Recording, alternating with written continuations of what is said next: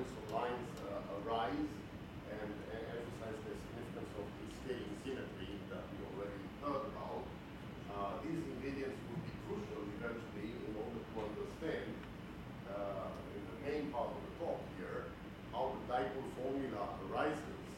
Dipole formula was until recently all we knew about singularities. Now we know about singularities a bit more. We know what happens in three groups where there are corrections that go beyond the dipole formula. In order to understand why this formula was proposed at all, and then in order to understand what type of corrections can appear, I would emphasize these aspects of Wilson lines, scaling symmetry, and factorization. I'll say a few words about exponentiation. There are two ways to understand exponentiation. One is via the notion of the soft anomalous dimension. So I will discuss this briefly. There is another way, which is complementary and also very useful, and that is a diagrammatic approach to exponentiation. So I'll show how these two play together. That will be very brief, but it is important in order to get the full picture. So then the new part that I will present here concerns the quadruple corrections, the corrections that go beyond the dipole formula that will be determined just this summer at the order. And after I show a little bit about calculation, discuss the result, we will discuss two specific kinematic limits that are interesting physically in this context, and also be useful in order to infer the result and understand its meaning. And there are even some subtleties, things that are not fully resolved that I will discuss at the end. So to begin, this picture we have already seen. The idea here is to understand the singularities by looking at where they arise. So in general, in each theory, we have types of singularities. We have soft and collinear singularities.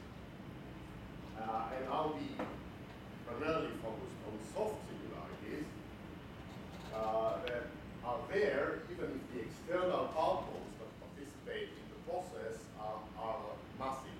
Okay, they have a mass that does not change the fact that there are singularities due to the fact that the gluons themselves are massless. So as we've seen, these are the final rules for the emission of gluon over quark before. They simplify it dramatically as we expand in K and take the leading term as soft momenta. And the simplification here, what I want to emphasize, is twofold. First of all, this IKONAL approximation does not depend on the nature of the emitter. The emitter can be a quark, a gluon, scalar. It doesn't depend on the spin, but specifically, most important for our context, it does not depend on the energy, and that we understand simply through the fact that when we expanded in small k, we neglected the recoil. And we neglected the recoil. At that point, the energy of the emitter doesn't matter. It's already known that it will continue in a straight line. What I want to emphasize specifically is that we can use the velocity instead of the momentum. And the final answer cannot depend on how we normalize this velocity. So that's the rescaling symmetry. As we have seen, this is equivalent, exactly equivalent, using a Wilson line instead of meeting the gluon of the particle. We will use that. Okay, the next step, what I'm interested in is understanding the singularities of amplitudes. So we will not be interested in a situation where the soft particles are part of the final state. We just want to consider virtual corrections to amplitudes and understand what is the singularity structure of that amplitude, where all the external particles that we consider are hard. At the point is that soft gluons that propagate here, I don't know, it's actually visible. Maybe here it's a bit better. The soft partons here that have a long wavelength, they do not resolve the details of the hard interaction. Basically, as far as these gluons are concerned, the hard interaction here with the highly virtual gluons that mediate the interaction, they correspond to a point. Okay? And that is the basis of the factorization of the amplitude, the separation between hard and soft. That's the main separation that we are going to do. In the case that the external partons are massive, that's the only separation we need to do, because the only source of singularities are going to be these soft regions. In the case that the external partons are gluons, for example, then these are light-like, and as a result, there are also collinear singularities, and we will have to take into account that region as well. What I will be doing here in the first part of this talk, and what I will be doing throughout the calculation, is I'll actually be taking these Wilsonine velocities to be non-light-like, despite the fact that I'm interested in the scattering of gluons that are light-like. So this looks a little bit surprising at first sight. The full reason why I'm doing that will become clear later, but for the moment, let's just say that we are doing that, we're taking these Wilsonines to be non-light-like, so that we can forget about collinear singularities for the moment. Now, the statement about factorization that I explained intuitively through the fact that these soft, long-wavelength gluons do not resolve the details of this highly virtual interaction is written here more explicitly. What you see is that I wrote indices here on the amplitude, the soft function, and the hard function. The soft function is a matrix that acts on a vector and gives back a vector here.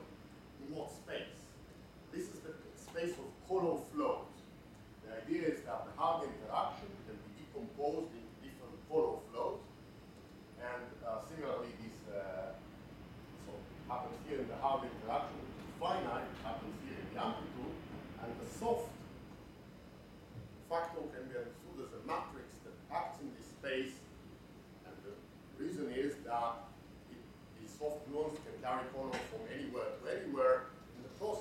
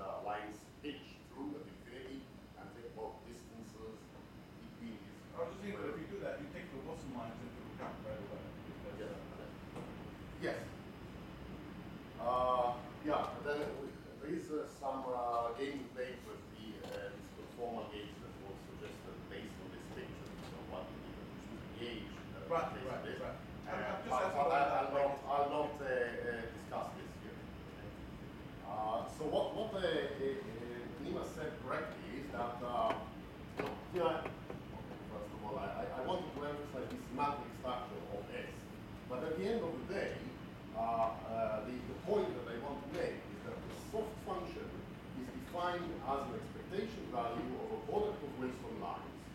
These Wilson lines, they live they have open indices, so I regard it as an outer product like that. And they're characterized by their velocities, and of course they have each Coulomb charge which relates to each part of the Z. And the point is that the soft singularities of the amplitude are just in one-to-one correspondence with the soft singularities that are captured in this correlator, and that's what we want to compute. And now, what variables does S depend upon? As we said, there is a scaling symmetry. Because there is a scaling symmetry, this S cannot depend on the dot product of the velocities like that. It must depend on normalized dot products, as shown here. Okay, and in this respect, it's important that I've taken beta I squared to be non-like. These are the cusp angles on which the result will depend. Okay, so let's move on. So now I want to explain how we actually use this idea of a correlator of Wilson lines. What we do with it? How we compute singularities out of it. The first important thing to realize is that this correlator of Wilson lines has an extra singularity, which is not there in theory. Okay, implicitly we normalize the coupling or masses if there are, but here by replacing the virtual gluons that mediated the Hart interaction by a point, we created a new operator, and that operator has to be renormalized. And fortunately, this product of Wilson lines renormalizes multiplicatively, and we can remove the ultraviolet singularities that we have generated by replacing the virtual Hart scattering by a point, by an operator. So multiplicative renormalizability is very important, and we're going to use it. Let's see how we use it. So the next thing that I'm going to explain is related to dimensional regularization. What we're going to do is we're going to take this soft function that we define, the correlator, and remove its ultraviolet singularities by multiplying by a z factor. And in dimensional regularization, the original object that we looked at has no scale. Okay? We just use dimensional regularization, and we observe that all these diagrams that I drew, they're absolutely free of any scale. We don't have a cutoff. This is simply trivial. Dimensional regularization, there are no corrections. All these diagrams vanish, and this S that includes UV and IR divergences is just one. Now, that means that when we include this Z factor and we remove the ultraviolet singularities, we remain with something that has only IR singularities, what we are after. We see that these IR singularities are nothing but the UV counterterms, the Z factor itself. So it is a property of dimensional regularization that we can trade the calculation of the infrared singularities of this correlator, which is the infrared singularities of the amplitude, by ultraviolet singularities of that same object. So we replaced a long distance problem by a normalization problem. That's very good because we know how renormalization works as a iterative loop by loop operation, and what we need to do now is just determine these ultraviolet counterterms that enter into Z, and that will immediately be the infrared physics that we're interested in. Now, how do we determine Z? Well, at this point, we have to put some infrared regulator in order to generate, to introduce a scaling to the problem and make these diagrams not zero. And we do that, we introduce an infrared regulator. I'll not discuss it in detail, but it's basically an exponential regulator that suppresses interaction from the infrared. The specific details of the regulator should not matter so much. I'll not insist on precisely how we do it at the level of this discussion, because the ultraviolet physics does not know about how we regularize. So if we do everything correctly, the infrared regulator is not important. What is important is that we will be using 4 minus 2 epsilon dimensions with positive epsilon, and we will be sensitive to the ultraviolet singularities of this diagram. The next thing, which is a use of the fact that we are doing a renormalization problem, is that we can write down a renormalization equation for this factor z. So the logarithmic derivative of z with respect to the scale is minus z times gamma, and that gamma defines the soft anomalous dimension. So you see that this is really an anomalous dimension, properly defined, and this is correct so long as all our Wilson lines are non-like that. So now you understand the full reason why I did not want to keep the lines like. If I keep even one line like, I destroy this multiplicative renormalizability, and I'll not have all this picture that I described here. And, specifically, my anomalous dimension here, gamma, is finite. So by this finite quantity now, I'm able to capture the long-distance singularities at any given order. Now, one thing that we see out of this renormalization equation, we solve it to get this z factor as an integral over the anomalous dimension. And that tells us that the simplest way to express soft singularities is through an exponential. The exponential function, so there is exponentiation. So already from this, we see that soft singularity is exponentiated, and it would be useful to think about the exponent as the object in stage. Specifically, as usual, the anomalous dimension are the coefficients of the 1 over epsilon pole at each order in the expansion of this Z. Okay, now as a comment, I'd like to mention a complementary way to understand exponentiation. Exponentiation, as I said, comes out of solving a renormalization loop equation, but it can also be understood entirely in terms of diagrams. I can look at the correlator and declare that the exponent of some W is my correlator, and then ask the question, what are the diagrams that contribute to this W? And there is an analysis which starts along the lines of what happens to connected graphs in field theory. So the fact that in field theory, if you look at the exponent of the generating functional, then we can only consider connected graphs and forget about other graphs. A similar thing happens here in the abelian case. So let me explain this. I think I'll raise this thing here so that I can go.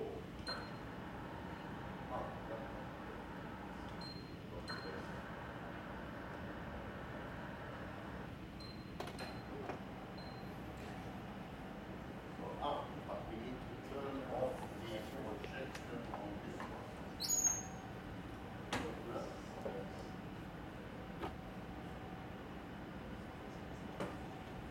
Oh, thank you very much. Okay, so what I want to explain now, I think we'll keep it like that. What I want to explain now are what are the set of diagrams that enter into the exponent. So in the abelian case, it was already understood in the 60s that if you want to compute this W, what you can do, let's take a Wilson loop, even with a cast, doesn't matter for this diagrammatic discussion. This is our 2 Wilson lines extending to infinity, and this is a closure at infinity. This is a Wilson loop. So if I exchange a photon here, like that, obviously is one good contribution to the exponent, and the statement is that this graph here, or this graph here, it does not contribute to the exponent W because it is not connected. And why does it not contribute? Because if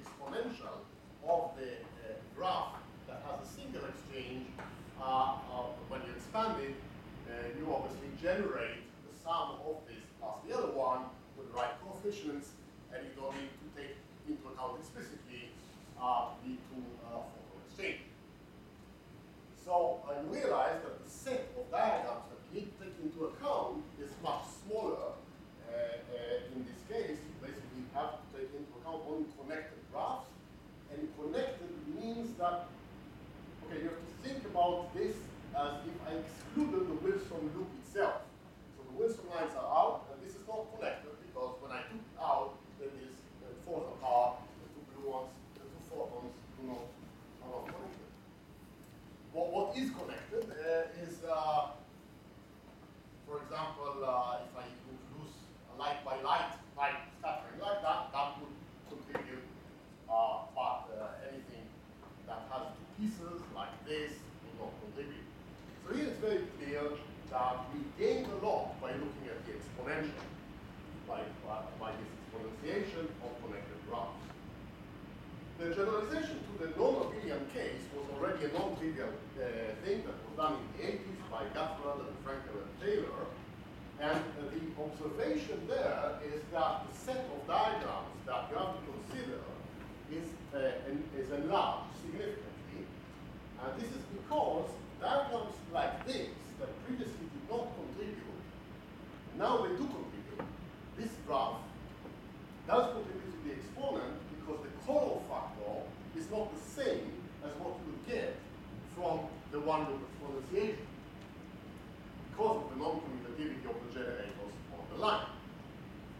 But there is still a simplification, so graphs that are like this, for example, this graph will not contribute even if these are gluons. What is then the distinctive feature? What is the difference between two? The characterization is that the graphs that contribute are of this kind. These are irreducible graphs.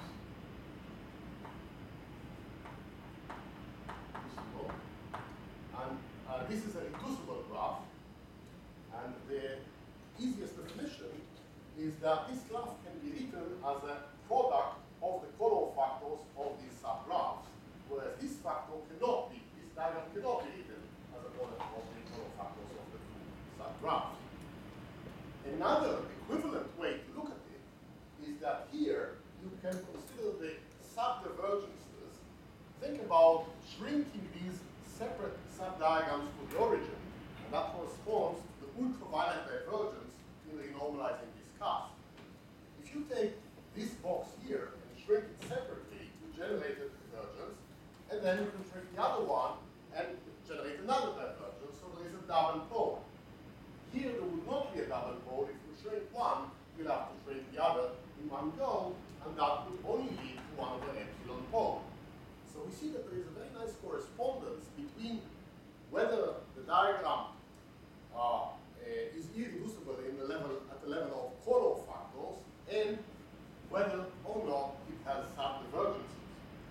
This is a deep issue which becomes even more interesting when you consider the generalization to the multi-leg case.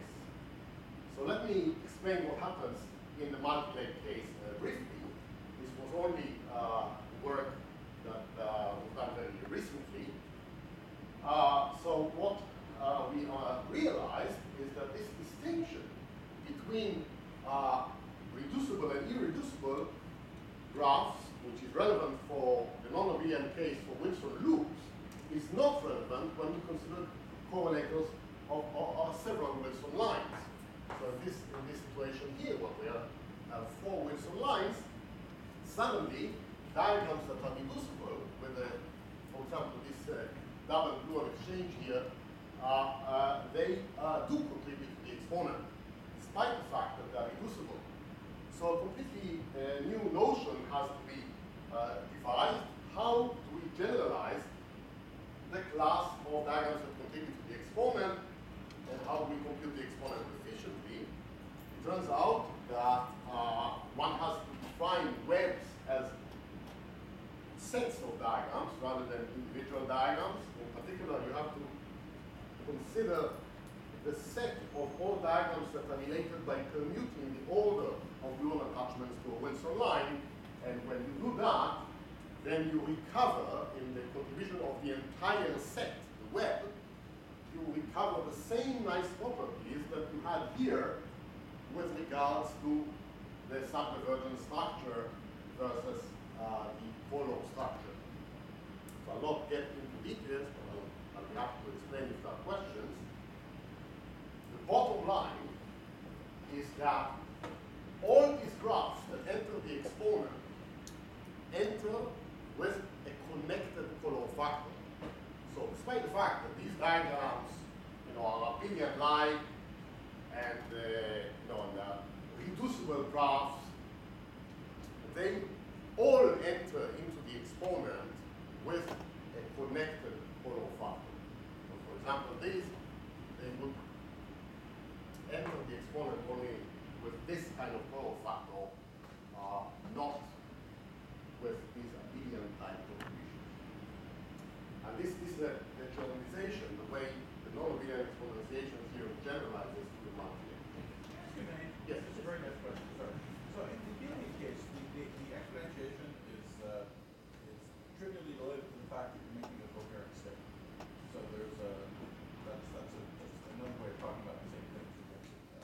So is there any coherent state like picture when it's non-abelian? I mean, you might imagine there's the alpha A dagger, and then but now they carry some color in the season now. So there is a construction of coherent states, but we have not related it to this picture. So this is something that has to be developed.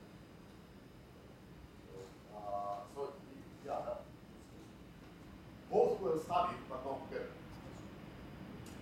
So, okay, let me move on. I mean, this was basically an interlude, but perhaps I will say one more thing.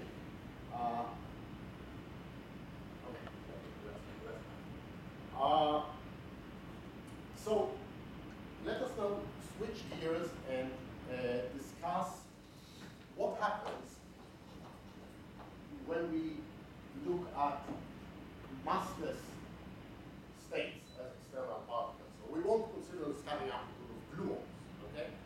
So far, my Wilson lines were known like that. Now I'm really interested in the case where these are gluons.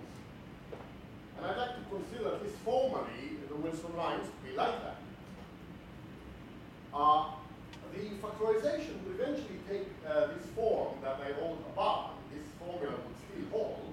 I would write the amplitude as a singular factor, which is written as an exponential of an integral over some anomalous dimension, what I will call an anomalous dimension in quotation marks, because it's not really anymore an anomalous dimension, acting on the hard function, which is finite.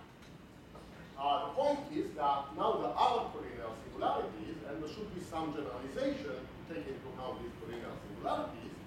And the first thing that you realize is that this gamma cannot anymore be just a function of the coupling and depend on the scale through the coupling. It has to